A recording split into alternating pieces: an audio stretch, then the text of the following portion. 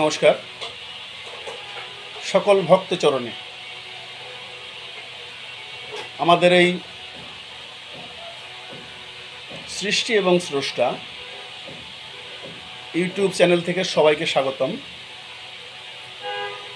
আপনারা এখন থেকে প্রতিনিয়তই আমাদের এই চ্যানেল থেকে ধর্মকথা এবং ধর্মের বিভিন্ন দিক নির্দেশনা, কর্তব্য অকর্তব্য এবং প্রকৃতির সাথে ধর্ম কিভাবে জড়িত সেই বিষয়গুলো নিয়ে ভিডিওগুলো প্রতিনিয়ত পাবেন এবং প্রশ্ন রাখবেন, প্রশ্নের উত্তর পাবেন।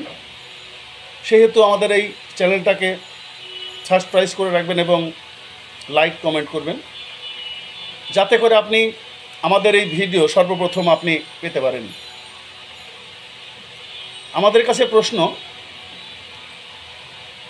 যেহেতু মানব কুলে জন্ম নেবার পরেই স্বর্গ নরক ইত্যাদি ইত্যাদি আমরা শাস্ত্রগতভাবে দেখতে পাই, তাহলে সংসার ধর্ম পালন করতে গেলে আমাদের নানাবিধ ব্যস্ততা থাকে এবং কর্তব্য অকর্তব্য থাকে। কাজেই কোনভাবে সংসার ধর্ম পালন করলে আমরা বিধির বিধান, বেদের বিধান পালন করতে পারবো এবং পুণ্যতা লাভ হবে। আসুন সংক্ষেপে আলাপ করার চেষ্টা করব।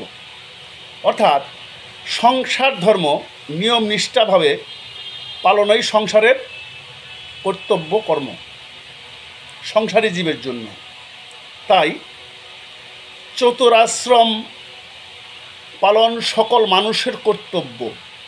আমাদের ধর্মে 4টে আশ্রম আছে, অর্থাৎ ব্রহ্মচার্য একটা আশ্রম, গায়রস্থ অর্থাৎ গৃহী একটা আশ্রম, তারা সংসার ধর্ম পালন করবে, দেবতা জ্ঞানে পিতামাতার সেবা, সৃষ্টি ধর্ম রক্ষায় স্ত্রী গ্রহণ করা এবং তার ভরণ পোষণ, সন্তানাদির যথাযোগ্য পালন পোষণ এবং উপযুক্ত শিক্ষায় শিক্ষিত করে তোলা সাধ্য অনুযায়ী, এবং সংসারে যারা নিকটাত্মীয় স্বজন অতিথি অভ্যাগত সকলের প্রতি সৌজন্য সুন্দর ব্যবহার, নম্র ভদ্র ব্যবহারও, তাদের আদর যত্ন ভরণ পোষণ,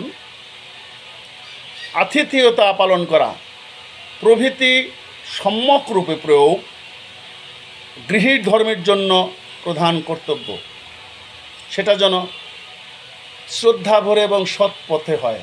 আমরা যেন নিজেকে সৎ পথে পরিচালনার চেষ্টা করি। তাহলে এরপরে কর্তব্য হচ্ছে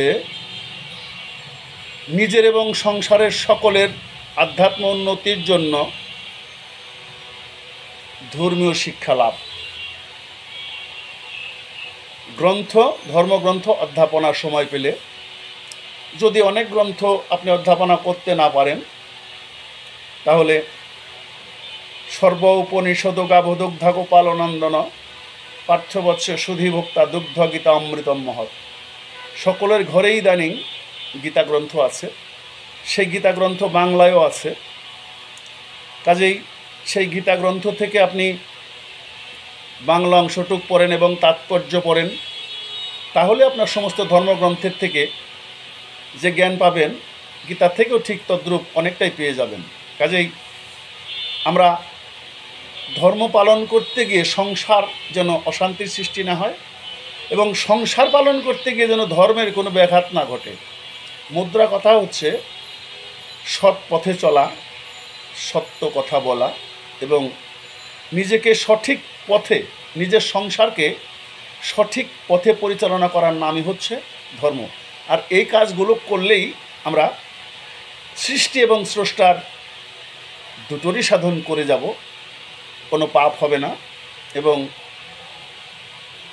সর্বৈব কল্যাণ সাধিত হবে।